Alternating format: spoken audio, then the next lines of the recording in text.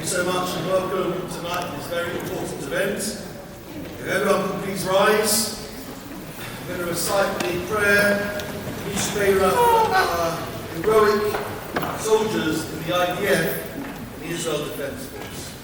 Yishmerach Habithonistim, Abraham, Yitzhak, Yaakov, Yivorech et Chalei Tzivah, Kanat Yisrael, Hamdim, Mishmar, Tzenu, Varei Orahim, Mikul Halvanon, Admin, Mitzrayim, Hayam, Hagadol, Anamah, Arabah, Rasha, Avir Bayam.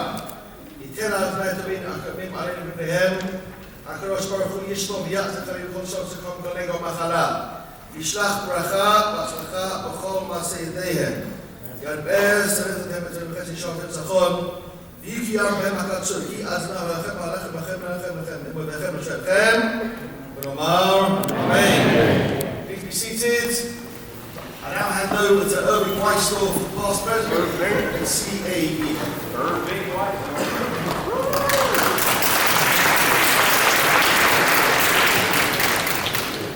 Good evening, everyone, and thank you so much for coming and joining us tonight.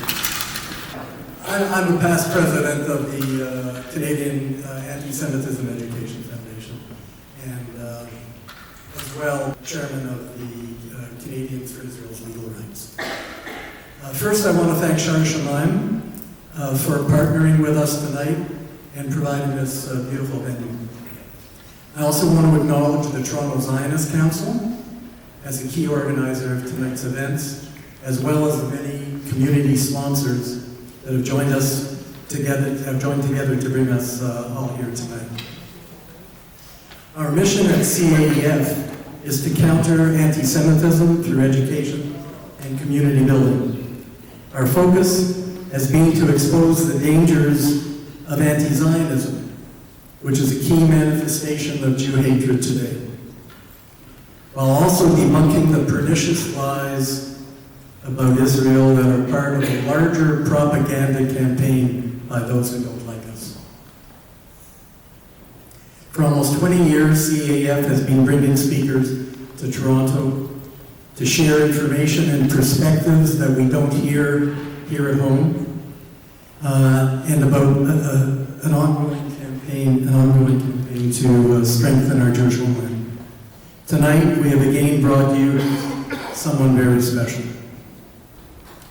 I first learned about IDSF through two of my favorite Israel advocates, Dr. Martin Sherman and Dr. Mordechai Kedar. When I was finally introduced to Brigadier General Avivi, I was not disappointed. He even helped me with a personal matter, insisted on helping me himself when I consulted him about my son who had made Aliyah and was joining the IDF. The IDSF has filled the vacuum that existed on the security and policy front with experienced and security-minded individuals.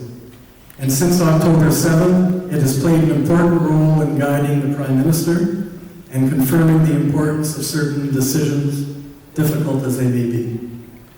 The IDSF has filled the vacuum that existed.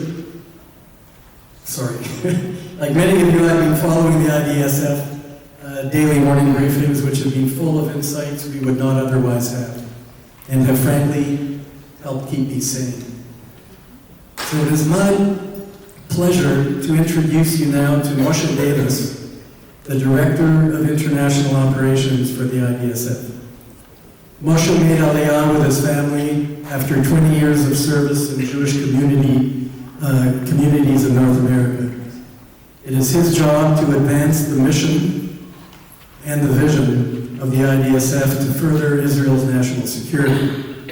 With deep knowledge of both nonprofit management and educational instruction, he guides IDSF's English language communications and outreach and organizational development abroad. Please join me in welcoming Moshe Davis.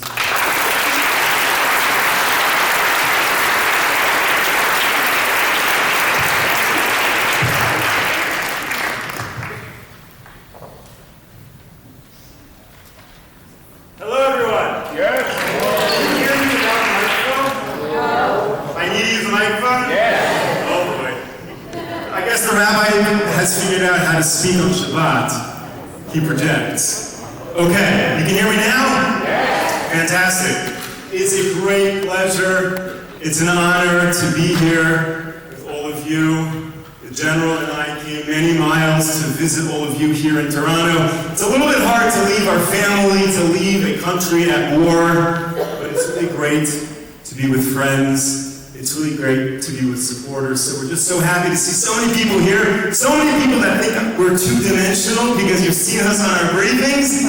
And it's great that you should realize we are actually real human beings. And it's wonderful to be here. When we come on these trips, sometimes people say, what are you guys doing at a synagogue like this? You're preaching to the choir. Right? Why don't you take more interviews with hostile reporters in the organizations that don't see eye to eye? And I'll tell you, it's very simple.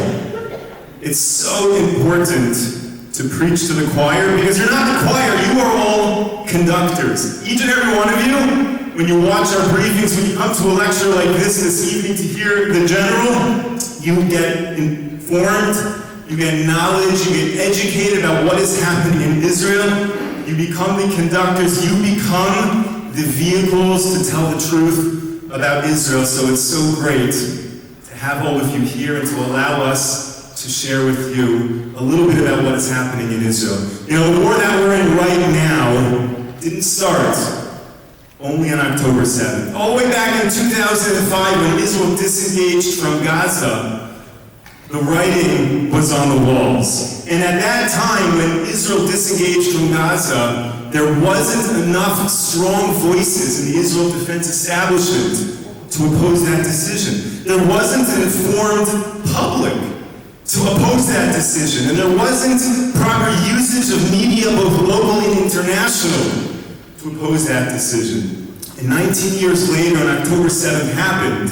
And once again, we didn't have the strong leadership, we didn't have the media, we didn't have the public ready to stop all of that. And since October 7th, something phenomenal has happened. It's been a whirlwind. It's been tragic, it's been painful, as all of you know. But something phenomenal has happened. Israel has changed. Israel has woken up, so to speak, and understood that things can't continue as they are. And now there are voices within the defense establishment who are being listened to in a way they had not been for 20-something years. And there is an Israeli population who now understands things which they did not get 20 years ago. And there is a media, both international and local in Israel, that's reporting in a way they had never done before. How did we go from point A to point B? One way is this person in the picture right here, who you all came to hear. I'm going to stop talking because you came to hear him. But Brigadier General Amir Avivi, the founder and chairman of IDSF, is the strong voice in Israel right now, advocating for victory, advocating for a strong defense posture for the state of Israel. General Avivi is the founder and chairman of IDSF. He retired from the military in 2017 with more than 30 years of service, including being the chief auditor of the entire defense establishment. So in our discussion this evening, you're going to hear the depth and breadth of his knowledge because he's an insider. He has seen every gear, every working part of the Israel defense establishment and is here to share it with you this evening. So it's my great pleasure to call upon the founder and chairman of IDSF, Brigadier General Amir Avivi.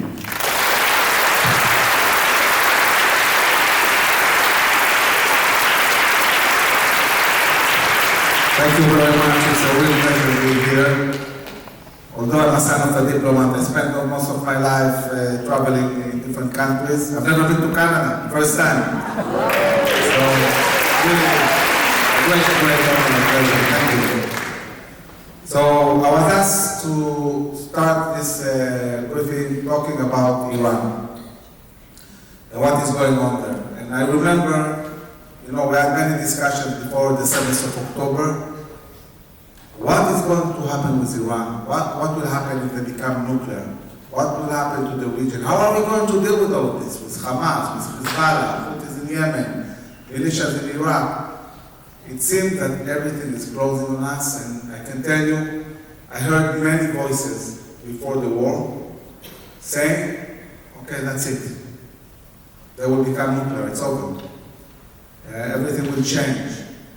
And really a sense of pessimism and big questions about how is Israel going to be able to deal with all this huge threat that was created around us. And before the war, I can say it became even worse, because not only Iran became a regional power, not only they built all these proxies around us, but in the last 2 years, because of the Russian-Ukrainian war, and because of the sanctions that were imposed on Russia, rightly so, and on China, and also on Iran, the whole East started getting closer and closer together. Countries like China and Iran, who were rivals, sometimes enemies, started relying on each other. Russia became very dependent on Iran. Russia became very dependent on China. And suddenly, maybe 10 months before the war, we saw the rise of a Chinese, Russian, Iranian, North Korean front in the Middle East, in Europe, in the Pacific, challenging the whole West. And this made the Iranians much more stronger than even before, and much more emboldened. And I remember in March 2023, we sent a delegation to Washington. We talked to many senators and congressmen and to the Foreign Relations Committee, and we said to them, there is a front emerging. What are you Americans going to do? We are going to lose the Middle East. And if you don't show leadership, if you don't stand strong in the Middle East will go into war. We anticipated this war 2 years ago. We wrote a very detailed national security assessment saying war is imminent and we have only 2 choices. It's either going to be a 6-day war scenario or a Yom Kippur scenario. And unfortunately, we know what the government of Israel chose, a Yom Kippur, a devastating Yom Kippur scenario. But it's not just about Israel, it's about also US policy.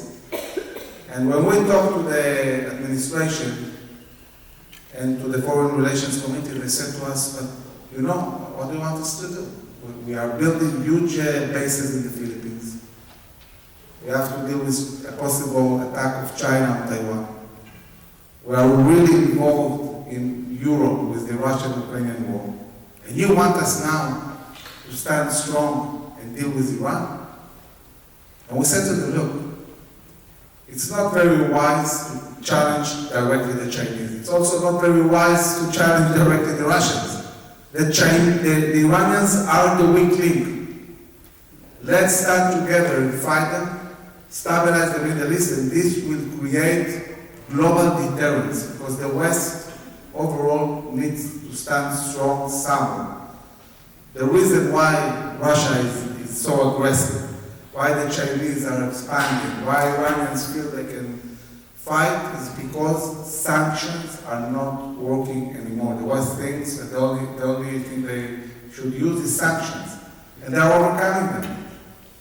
The East and the South created a new economical ecosystem called BRICS, after the first 5 countries that joined this ecosystem, among them India, China, Russia, South Africa, and Brazil. This last year, BRICS grew with 6 more countries, among them Iran and Saudi Arabia and Egypt. So countries in the Middle East are moving towards this bloc, this Russian, Iranian, Chinese bloc. Chinese trade in the Middle East has grown to be 7 times bigger than the US trade. Number 1 partner, a trading partner of Iran, China. Number 1 trading partner of Saudi Arabia, also China. So what would Americans have to offer? one thing, military strength. And when you are not willing to use these strengths, you are not really relevant. So we explained all of that before the war, and we said, guys, if we don't stand strong, eventually there will be a regional war in the Middle East, and then you will see oil prices going crazy, instability, many problems that we have to deal with, and you will be drawn anyway to deal with this war. So when we came back to Israel, maybe 2 weeks later, suddenly China, who was always just mostly an economical player, suddenly they got involved in policy and they brokered a deal, a peace deal, between Saudi Arabia and Iran. And this shocked the American administration, because they suddenly understood that what we said to them 2 weeks later, before that, is coming true. They are losing the Middle East. And this made the Biden administration change its policies end to end. For 3 years, Saudi Arabia was the biggest enemy of the US. They hated them, detested them. And suddenly, the Biden administration says, Saudi Arabia is the solution. We need to push a peace agreement between Israel and Saudi Arabia, build an alliance, and change the whole reality and create something that will stand in front of this southern front. And Biden started pushing this policy very aggressively, very fast. And already you heard NBC saying there will be a peace agreement. Netanyahu, Biden, all of this before the 7th of October. The Iranians saw that a huge strategic danger is going to become true. And they said, that's it, we're not going to let this happen, we're going to disrupt this. And they launched Hamas to attack. Now, the way Iranians think, they think very long term. Their whole strategic way of thinking is they need strategic depths. How do they build strategic depths? They build all these militias, all these terror armies. As they build Hezbollah, Hamas, what is in Yemen, militias in Iraq, in Syria, they're trying to take over the whole Middle East. But they're also trying to push war out of Iran and deal and fight with proxies and not themselves. This is the way they planned it. When they launched Hamas to an attack, they were sure this would be enough to completely disrupt this peace process. And in this sense, they were also right. But they kept Hezbollah intact. They needed to keep these strategic depths in order to defend themselves and their capability to continue to move forward with their plans to have nuclear military capabilities, their plans to take over the Middle East. How big do they think? Well, I remember when we did the peace agreement with Morocco. And Morocco decided to sign a military MOU with Israel. It's the first Arab country that signs a military MOU. None of the countries did it. So when I met the Moroccan ambassador, I asked him, why? I knew the answer, but it was important for me to hear it from him. Why are we signing a military MOU with Israel? And he says to me, what do you mean? It's obvious.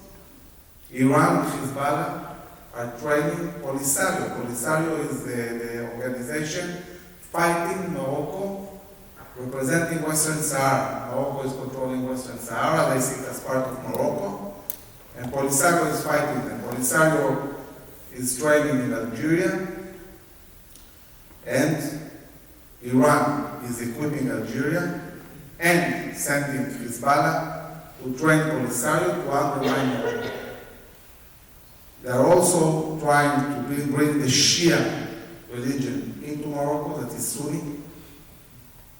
And of course, this raises a question, why would Iran, so far away. It's more than 1,000 miles from Israel. From Israel to Morocco, it's another 1,000 miles, maybe more. Why? Why are they dealing with Morocco?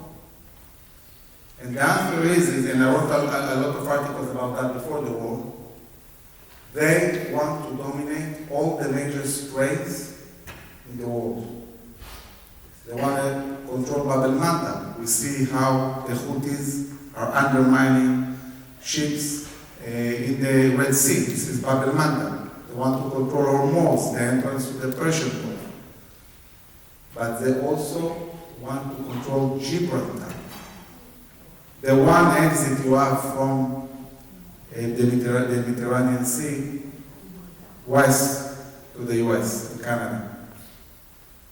They want global domination. They are a global threat, and this is the way they think.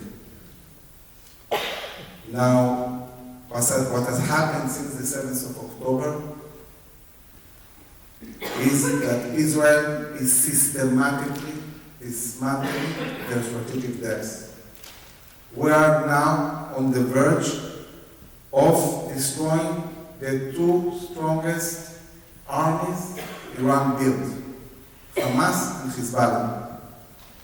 When we attacked Iran,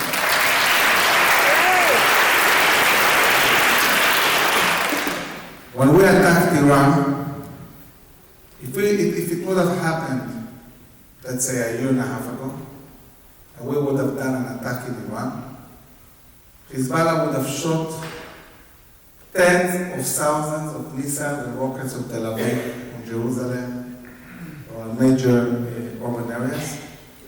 This is, by the way, what really deterred Israel from dealing seriously with Iran. Hezbollah was a huge threat, and the same goes with Hamas. You see how challenging for a whole year it was to deal with Hamas, and it still is. But what we see in the last year, Hamas as a military entity is dismantled. Israel created the terms for the destruction of Hamas. Hamas cannot renew itself. We destroyed all their industries. We closed the Egyptian border. They cannot smuggle anything. They cannot build anything. And they are systematically destroyed all their leadership. Sinwar. The Palestinian society is pushed more and more into this humanitarian zone. So most of Gaza is empty, and this creates freedom of operation for the IDF. And the IDF is now trying to push the remaining Palestinians who are not still in the humanitarian zone towards this humanitarian zone. And one of the challenges is really to make sure that the aid we're bringing to the Palestinians doesn't go to Hamas. Because most of it at the moment, in the last year, is going to Hamas, and this keeps Hamas alive, and also control the societies with the aid. Israel is trying to build ways in which we prevent from Hamas to get the aid, and it will go only to the citizens in the humanitarian zone. Once we figure this out, Hamas will fall completely also as a governmental entity. But, when we killed Sinwar, and following that, Hamas wasn't able to shoot even one rocket, I think this explains very well what's the situation at the moment in Gaza and to what extent the IDF is destroying Hamas. In Lebanon, every scenario we talked about for years, how a war in Lebanon will look against Hezbollah, we were talking about something like 2,000 rockets and missiles every day on Israel. On the center of Israel, on Tel Aviv, Jerusalem, other cities. We prepared for whole buildings falling. We built a huge home front command with many capabilities to deal with buildings and neighborhoods that will collapse. But fortunately, nothing of this happened. Because of the amazing way in which the army and the Mossad attacked simultaneously Hezbollah with the pagers, with the communication, with unbelievable intelligence for every warehouse and where the missiles are located, in launchers and so on, and also knowing where all the leadership of Hezbollah is. We managed in 2-3 weeks to bring Hezbollah on its knees. And at the moment, the whole leadership almost of Hezbollah was wiped out, both the strategic and the tactical. They are left with maybe 20% of the rockets, and most of them are short range. This is why most of the shooting is on the north of Israel. And we have dismantled all the border, all the huge infrastructure they built to be able to storm into Israeli towns. And now, more and more, the talk in Lebanon is, we are willing to dismantle Hezbollah, let's do a ceasefire. There are more than 1 million Lebanese that fled these areas, and of course it's creating a lot of pressure inside Lebanon. And if for a long time Israel was talking about, before the war, about Resolution 1701, just wanting to push Hezbollah out of South Lebanon, but still keep Hezbollah intact. Now we understand that we're in an historical opportunity where we can dismantle Hezbollah completely. So now the talk is Resolution 1559 that was passed in 2004 that says no militias in Lebanon, they're all need to be dismantled. Of course, the main militia is Hezbollah, and it needs to be dismantled. So these are the negotiations going on now. So what is happening now is that we have deprived Iran from its strategic depths. They are exposed. Following that, Israel launched this massive attack on Iran. And in this attack, Israel wiped out all the air defense. Two kinds of air defense. Part of the air defense were air defense protecting specific nuclear sites. And the other one was regional air defense that protects Iranian side, generally speaking. Israel took out most of them. So these nuclear sites are not protected anymore by air defense. All the air defense that was spread around Iran was destroyed. Israel attacked military factories that were producing critical parts of the ballistic missiles. Iran won't be able to produce ballistic missiles for years. And it's a very good guess. But I remember that before the attack, there were many discussions. What is Israel going to attack? Oil, leadership, nuclear sites, air defense, military positions. And what I kept saying all the time is, really it's not that important. The important thing is to understand we are not going to stop until this regime will be on its knees. This is what I'm saying.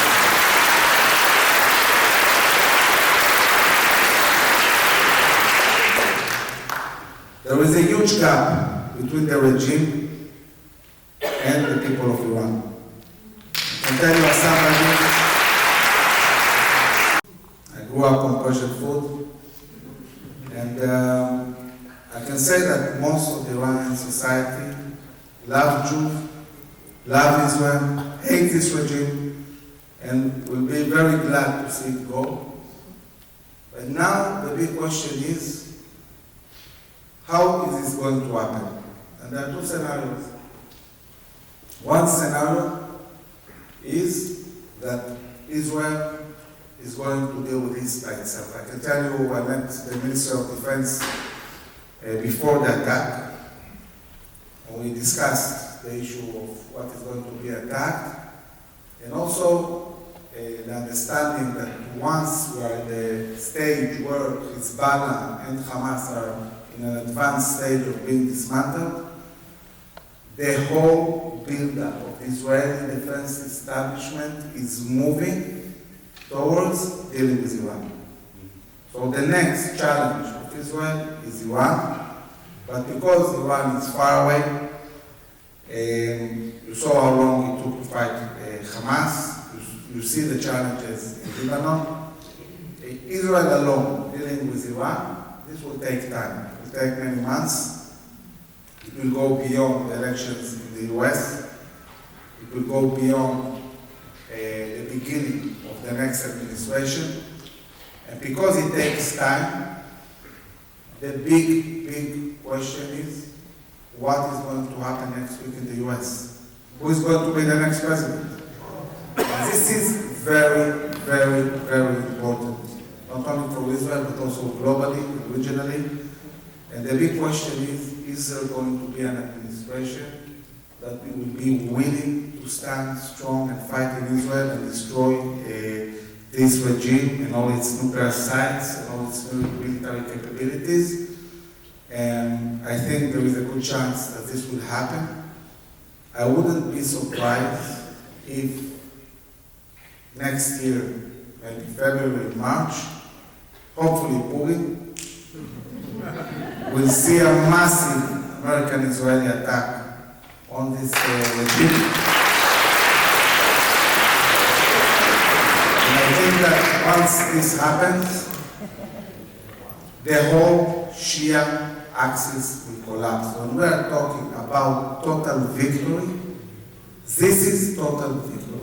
Seeing the whole Shia axis collapsing. And I said it many times, and I'll say it here again. We're going to win decisively, and the bigger the win will be, the more decisive it will be, the greater the golden age of Israel and the Jewish people will be the day after. The day after, there will be peace and liberty. The day after, the economy will bloom. The day after, there will be massive aliyah to Israel. And there will also be baby boom. There will be a great period for the Jewish people. But the message we say all the time, in order to reach this point, we need to stay united and fight and win decisively. Thank you very much.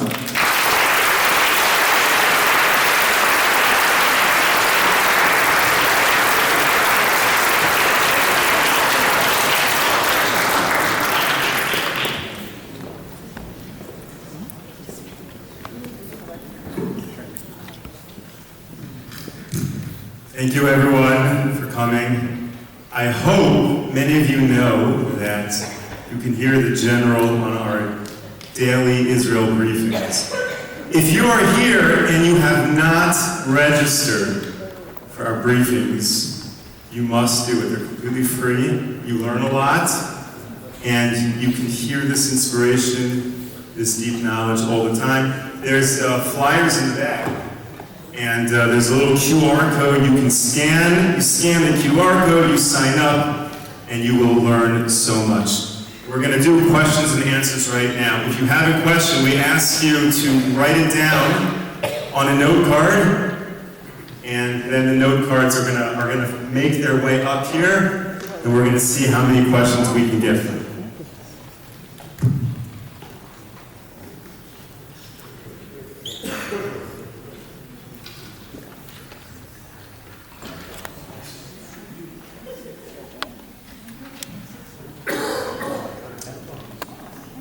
Based on how many questions we have, we're going to be here a while.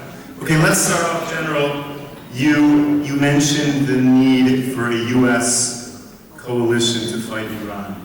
Are you able to elaborate a little bit on the military assets that the U.S. has, and to what extent would that affect the U.S.? Meaning, if you're a U.S. citizen living in Mississippi, you live in California, do you feel that your entire army is being mobilized in the Middle East, or is it a simple thing for the U.S. to build out this coalition without worry of disrupting American life? Yeah, so I think that first, one of the important decisions that was made a few years ago is moving Israel, the IDF, from Europe to CENTCOM, to the Middle East Command. And this created a very good relationship and training of Israel with the Sunni Arab world. It's created an ability to build plans together for dealing with Iran. And I think that, in a sense, the US is in a kind of trauma talking about the Middle East. 20 years in Iraq, and it ended terribly. 20 years in Afghanistan, nothing came out of it. And many American soldiers have been killed in the Middle East. And the sense is, okay, that's it, we have had it. We don't want to deal with the Middle East. By the way, the US doesn't need Middle East oil at all, as it did before. So there is a sense of why should we be involved. But Iran is something completely different. Iran is about an airstrike. What Israel did to Hezbollah in 2 weeks, a coalition led by the US that will attack, can do in 3-4 days. It's a massive Air Force attack set to destroy all the nuclear installations, all the military industries, and if there will be a decision also to destroy the regime itself, it's also possible. It shouldn't take too long, and it doesn't require any boots on the ground. It's a massive air attack. The US has some capabilities that Israel doesn't have. Israel has things beyond imagination, and Israel also has capabilities the US doesn't have. But we don't have, for example, strategic bombs, like the US that can penetrate any depths almost and destroy installations the way the US can do it. And this is why working together is so important. Thank you. There's a lot of questions. Wow. Thank God a lot of you are asking the same great questions, so it's a big stack, but there's a lot of great questions. General, you've expressed this optimism about the next administration being supportive of building out this US-led coalition. If that doesn't happen, what does that mean for Israel going against Iran? So I think that if there will be an administration that will pursue appeasement, that will be weak, that won't show willingness to fight, this is not only going to affect Israel or the Middle East with this war, this is going to affect the whole globe. In this scenario, I might see China attacking and invading Taiwan, Russia continuing further its aggression in Europe and in other places. And talking about Israel, this will mean that simply it will take us much more time. It will take more time to reach the goals that we need to reach, but eventually we'll do that. I mean, Israel has built itself for years to deal with Iran. I can tell you that, when I was a young officer, until I was a lieutenant colonel, I spent all my career in the field. But when I finished my position as battalion commander, I went to a position that was really strategic, aide-de-camp of the Chief of General Staff. I was responsible of all the operations of the IDF and in coordination with the Mossad and the Shin Bet. And I remember when I saw Israel's capabilities, some capabilities that even generals don't see. They don't have specific positions in the army. There are many generals who retired from the army, have no idea what Israel has, what capabilities. I thought to myself, I've never seen a movie that can capture the creativity and audacity of Israel. And when you see what we did with Hezbollah, with the Patriots, this is a good example of what Israel can do.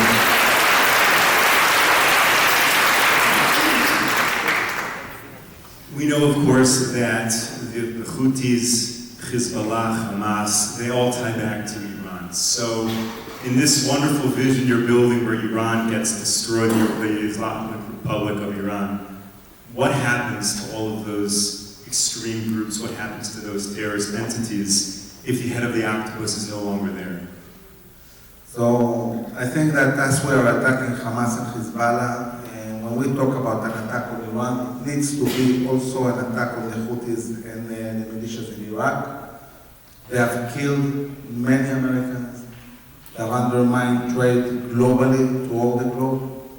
Everybody is feeling the consequences of the Houthis preventing ships from going into the Red Sea, and they are moving all around Africa. This, of course, creates inflation everywhere.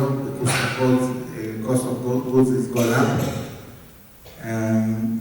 So we need to deal with them also. But I think that if we really manage to dismantle Iranian capabilities and maybe even take a decision to attack the refineries and the oil production, then they won't be able to sustain all this militia. And without money, without the Iranians backing them, they will be dismantled.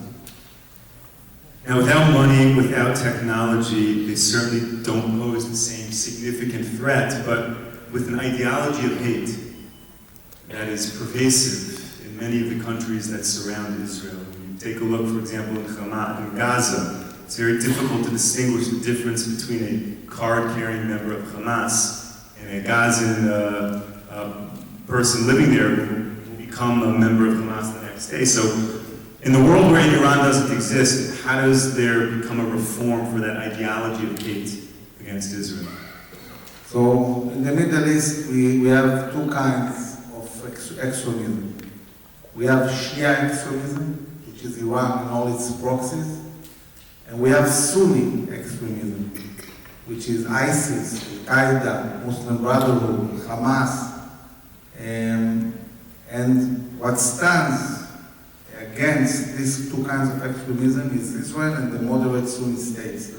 If you ask Saudi Arabia or the Emirates, I remember when I had a panel, and in the panel there was a guy from the Emirates, and the American guy was interviewing us, and he asked the guy from the Emirates, what is your number one threat? And when he asked that, he was sure 100% that the answer will be Iran. But I knew what he's going to answer. He didn't answer Iran. He said Muslim Brotherhood. Why? Because Muslim Brotherhood is inside those countries and they are undermining them from inside. This is to them more dangerous than Iran.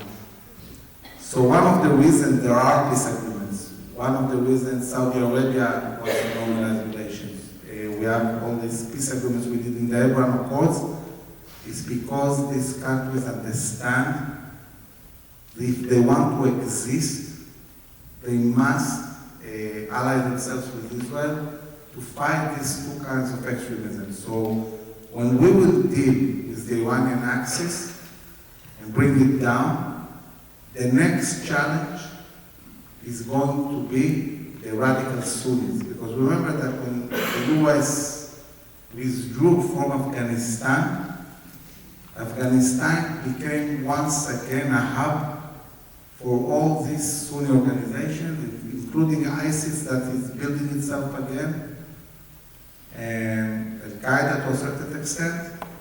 And this challenge is still there, and we have to deal with this.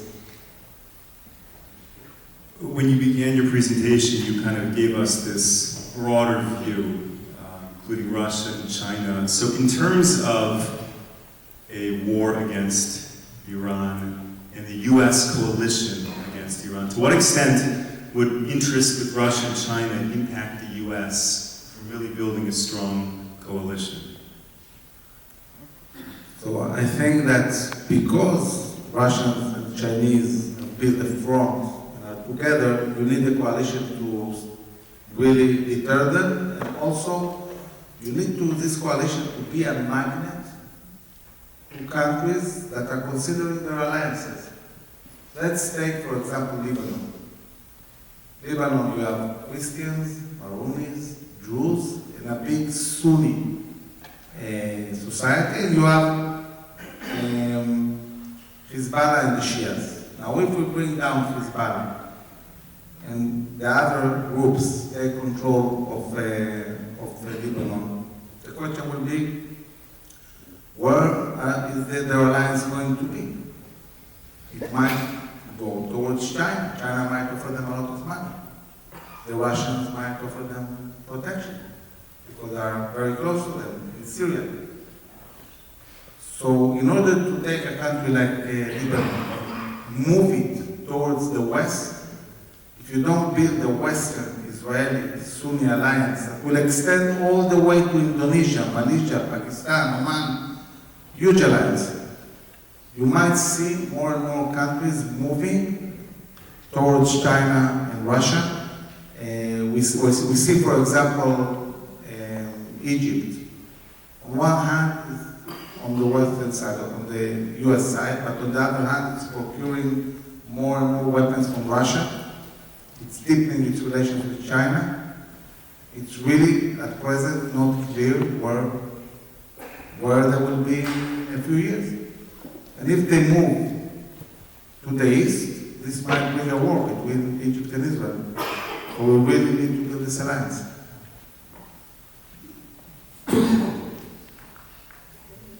We'll pause for a second while the general drinks some water. No pause. No pause. That was our mission. We're back on. So This is what happens when you go one day to Ottawa and it's cold, Venezuela. you mentioned that Israel destroyed the air defense of Iran, but looking at the actual nuclear facilities that are potentially buried deep within mountainous areas, is there anything that can't be destroyed by Israel or a U.S. coalition? No. If it's a U.S.-Israeli coalition, everything can be destroyed and taken completely out of function. And I think there is advanced planning, both in the U.S. and in Israel, how to do it. But as I said, if Israel is to do it alone, this is much more complicated and will take more time. And in terms of U.S. supplying arms to Israel and the extent to which Israel relies on the U.S. for armaments, meaning even if there isn't a U.S.-led coalition against Iran, how dependent is Israel right now on the U.S. to continue this war, whether it's against Iran or Hezbollah or elsewhere? So what is happening in Israel since the 7th of October is that the Israeli industries are growing exponentially. Israel has invested huge amount of money in enlarging the production capability of the Israeli industries, to such an extent that when I talked last time with the Minister of Defense, when I finished the meeting, I went to say hello to Eyal Zamir. He's the CEO of the Ministry of Defense and a good friend. We studied together. And he's responsible for supplying the army with munitions. So obviously when I went to his office, the first question was, what's going on? Do we have munitions? And he said to me, you know, Amir, it's amazing. You remember how we started in the 7th of October? Not many munitions. Imagine what we shot since then in a whole year. Think about the Air Force attacking every day, hundreds and hundreds of targets. He says at present, we have much more munition than what we had in the 7th of October. This is after a year of war. The projection is that in 2 years, Israel is going to become one of the major producers of munitions in the world. So I think that, you know, even before the war, if you go into our website in IDSF, the first principle, day one, when we started the organization, Israel must be able to defend itself by itself. We cannot be reliant on anything.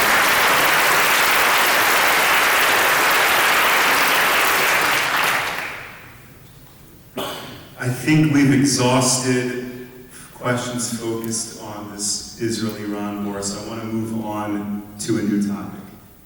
And we have a lot of questions kind of addressing the inner dynamics within Israel right now. We of course know that IDSF and you, General, have a very strong position in voice across broader Israel.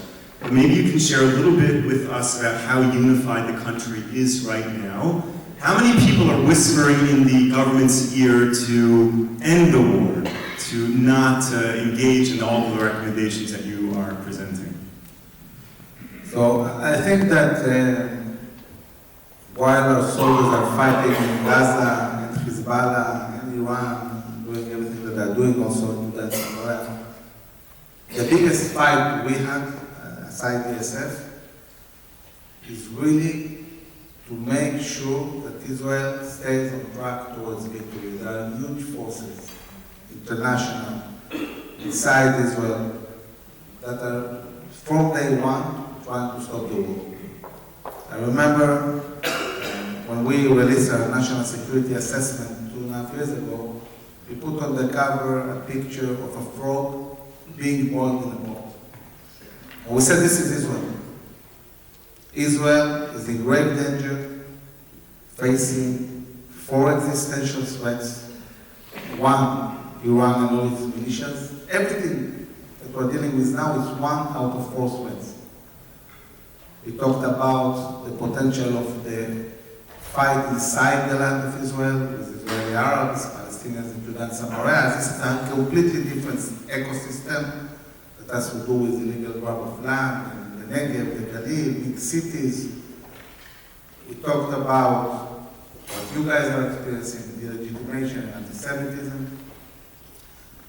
And the last thing, of course, is the Jewish world, Israeli society, our connection to Judaism, to Zionism, to our sense of rightness and everything. And we said to the government, look, if you don't start dealing with these issues, Israel is going to face an existential threat. And on the 7th of October, as devastating, as terrible as this day was, another thing happened. The frog jumped out of the pot. It's not there. It jumped out. It's like, God gave us this huge slap on the face and say, wake up, guys. Wake up. You need to wake up and understand what's going on. And I think there is a huge awakening in Israel, in the Jewish world. We understand what we are facing. We want to do this. We want to win decisively.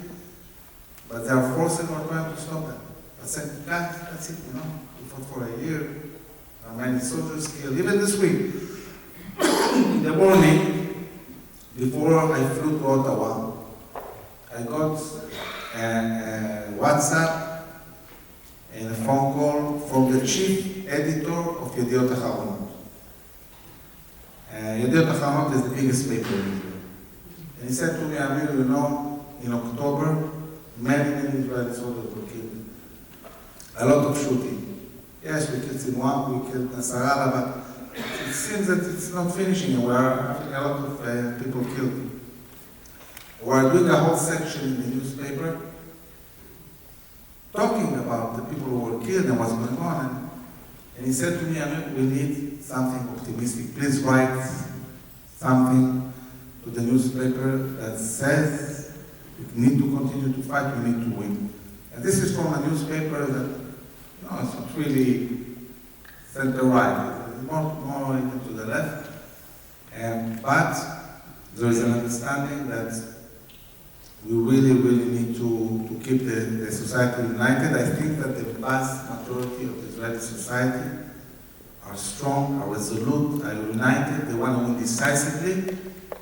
But we need to bring these voices to the media, to the social media, to the government. Luckily, the only organization the Prime Minister is listening to is us. This is good news. And so there is no real pressure of NGOs on the Prime Minister. But there is a huge pressure from the administration. There is pressure from TV. And we're fighting all these platforms. When we do our daily briefings, people know how to get me questions, whether they send WhatsApps, emails, voice calls, Zoom calls. And so the same thing right now. I have so many questions here. I also have text messages coming in WhatsApp. No one here has actually called me at this moment. That would be very awkward. No one do that right now. So I want to read a question. That came in on the phone, very much tied to this issue. Which is that the extent to which the government and the Supreme Court impact the operations of the IDF. And the example here is the Gazans who are brought into Israeli hospitals to treat them, and the way that the Supreme Court ruled that that has to continue. To what extent do these types of decisions of the Supreme Court and the government at large on these tertiary issues related to Israel's defense affect the IDF's ability to effectively operate in war? Yeah, I think that, we saw a very difficult year with the judicial reform. It's obvious that there are changes that need to be done, and there are many things that the judicial system is doing that is not exactly right and for the best for Israel. But I think there is also a tendency to exaggerate how much this is really affecting. I mean, the biggest things that happened that brought us to the 7th of October, none of them had anything to do with the judicial system. Also, it is engagement. Releasing 1,000 Hamas terrorists, among them Sinwar, one soldier. These were government decisions. This was a political system and a military and security system that was thinking wrong, and this is what created a reality where thousands of Israelis were killed for nothing. Bad decisions. So yes, there are things that we need to fix in our judicial system, but I don't think that this is something that affects our ability to win decisively. The recent news about UNRWA being outlawed, are you able to comment on...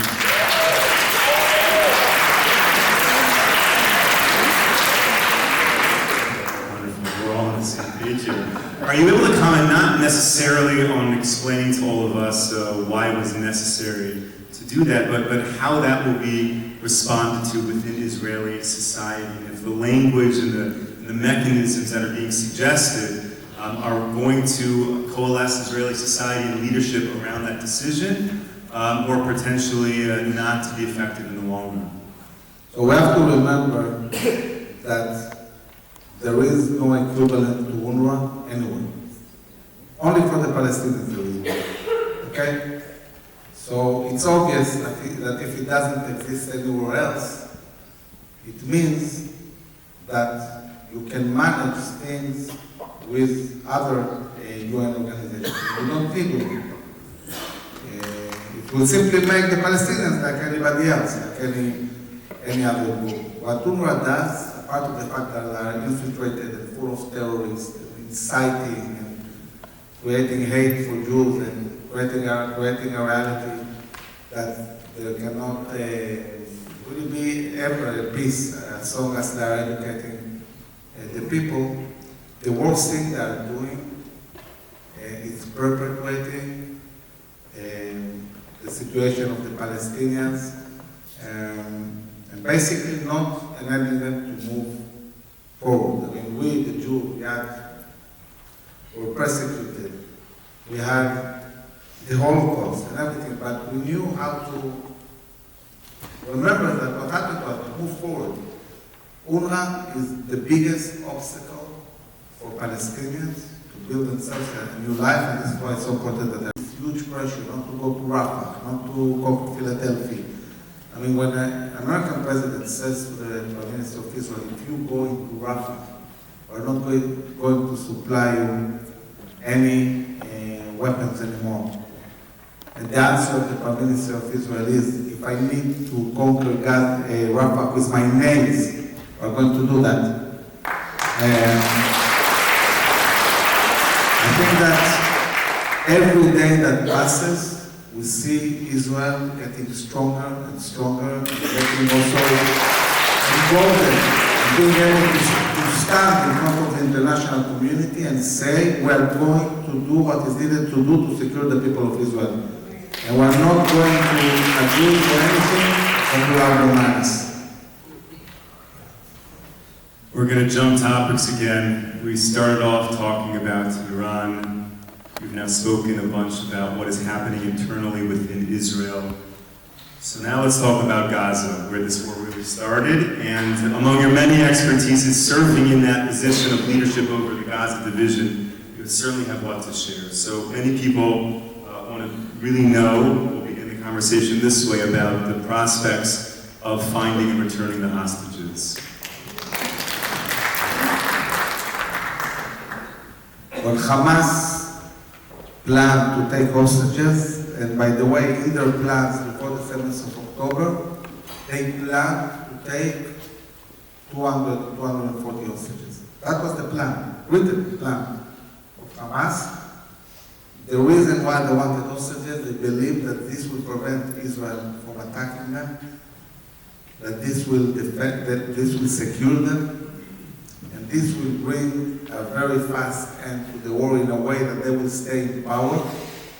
And no matter how many terrorists will kill or how much infrastructure will destroy, they will rebuild themselves. I mean, for Hamas, all they need is just the war to end in a way that they can go out of the tunnel, do like this, say, we won, and then get millions and millions of dollars to rebuild themselves, and in 10 years, 5 years, 2 years, they will rebuild themselves and with the Habithonistim army again.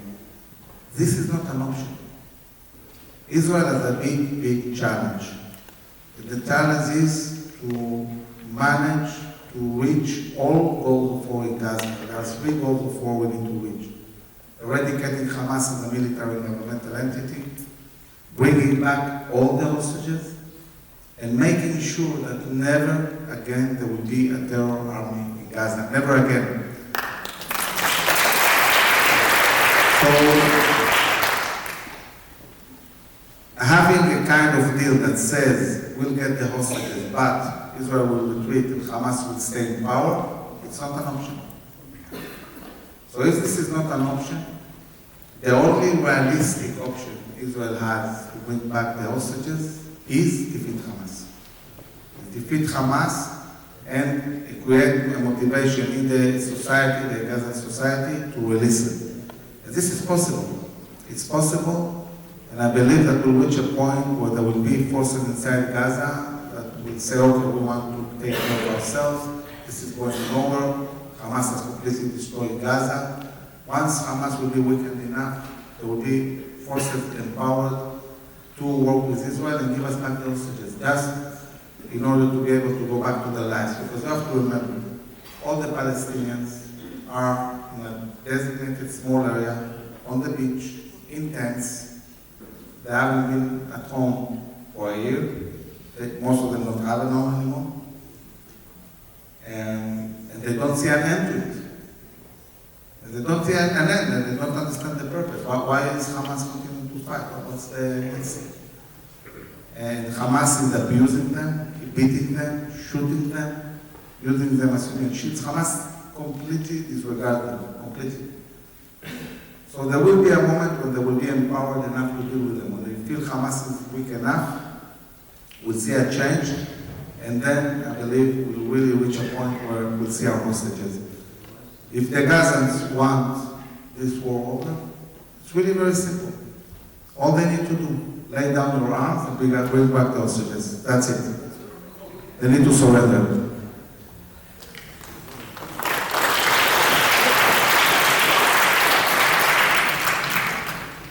UNRWA has clearly demonstrated they are not the relief organization needed in Gaza, and they will not be operating moving forward. What should replace them in Gaza? And can you speak a little bit about your vision for rebuilding Gaza? So I saw today a post of the Ministry of Foreign Affairs showing which international organizations are active in Gaza now, and what extent UNRWA is active and helping, and most of the work is not done by UNRWA at this stage. So one part of it is other UN organizations that will do the job instead of UNRWA. The other thing is the challenge of creating a process of de-radicalization of the Palestinian society. To do de-radicalization, after the war, Israel will have to control Gaza for a certain period of time. You cannot push plans of complete change of education system by just handing them to the Palestinians and saying to them, manage it. We can work with Saudi Arabia, with the Emirates, we can bring international assistance. But Israel, for a certain period of time, will have to manage things in Gaza until we're able to build local leadership in the different cities, because we have to remember the Israeli government is saying crystal clear, the day after Hamas, there will be no Hamas, no Palestinian Islamic Jihad, and also no the Palestinian Authority. And once this was decided, it's the first time that we need to really seriously deal with new solutions. New solutions like local leadership of clans in the different cities. It's called a model of Emirates, like city-states, like in the United Emirates, where you have Dubai, Abu Dhabi. These are states run by local clans. All the Arab cities are run by clans, even Israeli Arab cities are run by clans. So we'll have to build new ideas and new concepts looking at the long-term in Gaza. There was a very lengthy delay before Israel went into Rafah. Can you explain why the delay and how that impacted the war? There were many reasons why. First reason was, at the beginning, most of the Israeli forces didn't go south. They went north to prevent a war with Lebanon. So we had all divisions, top divisions, that were on the Lebanese border, not on the Gaza border. When we started the attack in Gaza, we started attacking with only 3 divisions. And the Southern Command said, if it's 3 divisions, the best thing we can do with 3 divisions is launch the attack on the northern part of Gaza, because this is the center of government and the most important military post of Hamas, it's a terror army. So it was the army that suggested, let's start attacking in the north. Then at a certain stage, they started bringing more units south and launched an attack also on Khan Yunis and part of the central camps.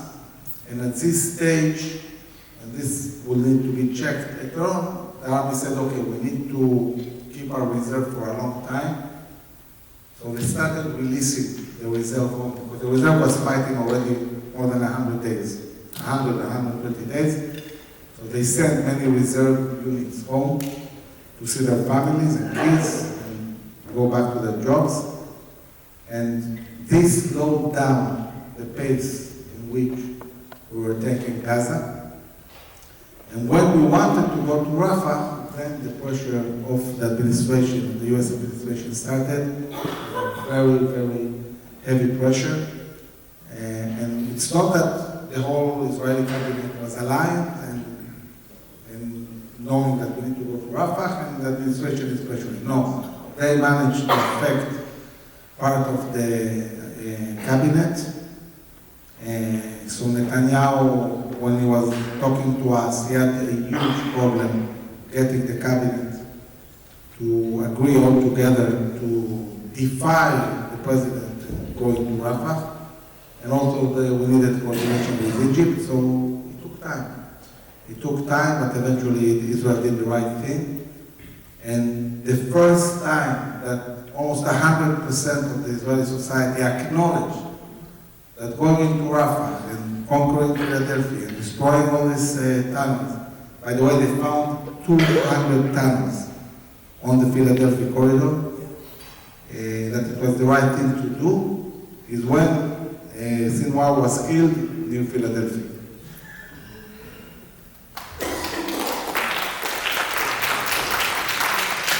General, I've asked you hundreds and hundreds of questions, both on and off camera. This is a question I don't think I've ever asked you. A bunch of people are asking it. You mentioned the idea of Emirates in Gaza. What is your belief on a 2-state solution? People want to know the answer, so we need to ask. So, Israel from the Mediterranean Sea to the Jordan Valley, as I like to say here, from the river to the sea, same distance by the way, it's 45 miles. I would assume 45 miles is not even Toronto. It's nothing.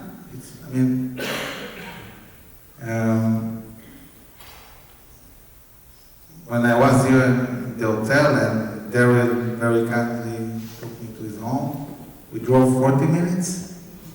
It's like driving all of Israel, from the river to the sea. From this 45 miles, the shore of Israel, the coastal area is 9 miles. That's it. You can jog it in the morning.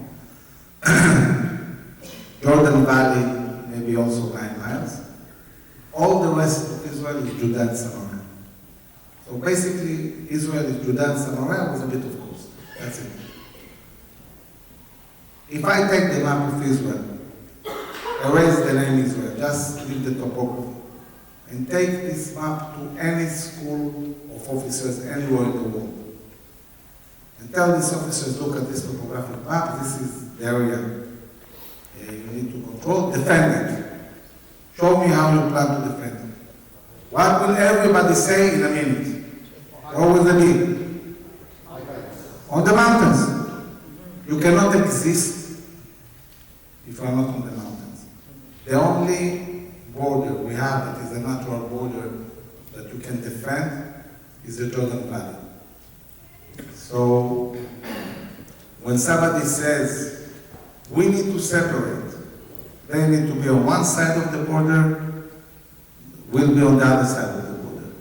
Where did we separate? Where did we do separation? Gaza. How did it work? Devastating. Think about it. Gaza is nothing. It's a really, really small place. You know that from, let's say, Kfar Aza or Nahal Oz, in the northern part of Gaza, on the Gaza border, to the sea, it's 3 miles. This is Gaza, the north, 3 miles. It's a very small place, and it's shallow. It's on the sea, in the side. This is not the mountains of Judah and Samaria where we defeated empires. If we would have done what we did in Gaza, in Judah and Samaria, and Hamas would have built for 17 years infrastructures there, even 20 IDF could deal with it. It would be game over. It wouldn't exist. So there is a difference between talking about self-governance of Palestinians. Obviously, nobody in Israel wants to annex all the Palestinians and give them Israeli citizenship and lose the majority of Jews in our country. Then talking about separation, about withdrawing, about living the Jordan Valley and the mountains of Judah and Samaria. This is not an option. And so what we do in IDSF, and this is, I think, a big contribution, is we explain first and foremost how to think about solutions. You know, many times I'm invited to speak about solutions because I wrote in my book, the one you saw outside, No Retreat, I wrote 4 different solutions for the Israeli-Palestinian conflict. By the way, none of them undermine Israel's security, existence, or our story as Jews. And there are many options for solutions. So many times people invite me to speak about solutions. And I say, okay, you know, let's speak about solutions. But frankly speaking, I cannot even start speaking about solutions. I'm not sure where we're on the problem. What is the problem we want to solve? And seriously, I mean, we are trying to talk about solutions, we don't even agree on the problem. And before talking about the problem, and before talking about problems with somebody else, are you sure you know how to define what is needed to secure Israel for generations to come? I mean, when you go to a negotiation, let's say business negotiation, you need to have red lines. What are your red lines? Israel has no red lines. So what we do in IDSF, we define the red lines. We say what is needed to secure Israel for generations to come. The whole book is about the question, what is needed to secure Israel for generations to come, and this is even before you talk about somebody else.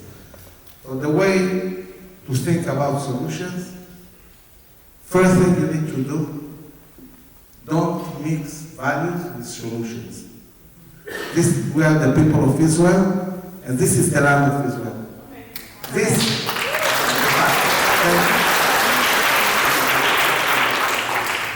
Having said that and believing 100% this is our land, we are the indigenous people, that's it. This is our land, we came back to take our land.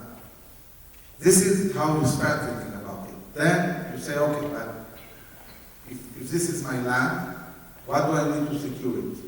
You have to define it. You did that, what is exactly the problem? Define the problem, and then we can talk about solutions and see how we can defend ourselves on one hand and also have self-governance for Palestinians. It's definitely something that can be done, and I wrote about it extensively. One of the fronts of this war that we don't talk about as much as the others, but now we're seeing it's becoming a bigger and bigger issue, are the terror groups that are coming out of Judean Samaria, and also the radicalization or the activation of Israeli Arabs to commit terror attacks in Israel, reminding us of those days of the Second Intifada. Can you speak a little bit about what is happening on this front and what Israel needs to do to get ahead of that getting out of control?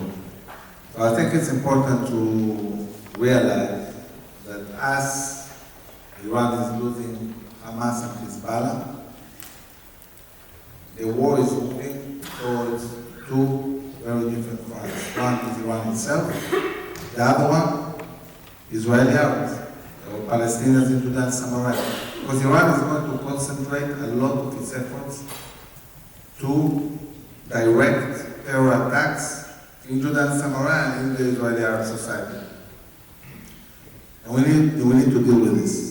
So I think that unlike 24, where we dealt mostly with Hamas and Hezbollah, next year will be about Iran and about really dealing with the threat inside Israel. And even in the Israeli Arab society, we have to undergo a process of de-radicalization. We are enabling the Palestinian Authority to educate Israeli Arabs. They radicalize them, they create in them, instead of Israeli identity, Palestinian identity. And this is a huge problem. And overall speaking, as terrible as Hamas is, I can say that the Palestinian Authority is much, much more dangerous. Because everything that you guys are experiencing, BDS, go into the website of BDS, scroll all the way down, and see who manages BDS. It's a group called BNC. Google BNC. BNC is managed by the Palestinian Authority. So all the global anti-Semitism, Palestinian Authority is behind it. All the delegitimation, UN, the court in Hague, everything is the Palestinian Authority. UNRWA, all the teaching in the schools, in also in Judean Samaria, Palestinian Authority. Hamas, it's easy to see their enemies. But when you have terrorists in ties, people can get confused, not understand that they are even more dangerous. So I think that really, in the long term, the only way to move forward towards a future that is more stable is really get rid also of the Palestinian Authority and work with the local clans in Judean Samaria. I mean, the day that the government of Israel said, for us, it's not an option to bring the Palestinian Authority to Gaza because of all the reasons they gave now, and they mentioned all of them. Any logical person would ask himself, if this is what you are saying about them, and you are not willing to have them in Gaza, why else you are willing to have them in Judean Samaria? Doesn't make sense. Local logic. If they're so terrible, why are you willing to have them also in Judean Samaria? The fact that we are constantly operating in all these cities and it never ends, it's because it's a swamp that weighs endless amount of mosquitoes. And if you don't drain the swamp, it will never end. So we need to drain the swamp.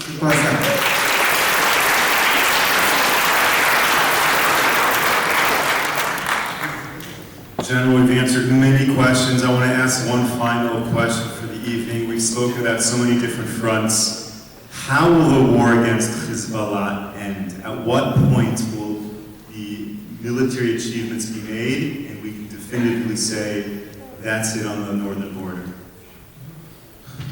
So I think that, and this hasn't been set as a goal of war, but Mountain Israel will define it as a goal of war. Israel shouldn't end the war in Lebanon before it creates the term for dismantling Hezbollah according to Resolution 1559. We're in a very advanced stage of reaching this, but I think that our challenge is, and it's very similar in Gaza and also in Lebanon, it's not just about us, it's about them. I mean, we're doing the job, we're dismantling, but they need to take responsibility and really start managing things. The Lebanese need to seize the moment and really step and be courageous enough to deal with Hezbollah now that it's weakened dramatically. If we need to weaken them more, okay, we'll do it more. But at a certain stage, the Lebanese people need to do something about it, and at a certain stage, the Palestinians in Gaza need to get rid of Hamas. We need to create the terms for them to do so. So it's very difficult to pinpoint exactly when this will happen. And again, even this, we talked about the elections in the US and how they might affect an attack on Iran, but I think that also it might affect a lot what will happen in Lebanon and Gaza, not only because of the attack in Iran, because this current administration is constantly just wants to get things over, no matter what the consequences are. You know, they say Israel has the right to defend itself, but it needs to de-escalate, it needs to stop, it needs to do a ceasefire. But if you have an administration that stands strong and says to the Lebanese, listen, we are going to put sanctions, we are going to be strong until you guys take control, and this might, accelerate things also then. You have all been so amazing tonight, coming out, asking amazing questions, sitting to the very end in general. I got so many questions right now, and I'm reading you the questions, and I've had to filter out a lot of other stuff. Rob, we're set for the next year web, but let me tell you something. This is an amazing crowd here. They're not just sending in questions, they're giving feedback and support. I'll just read one line here. General, you are my hero. So you're not seeing these. You're seeing them.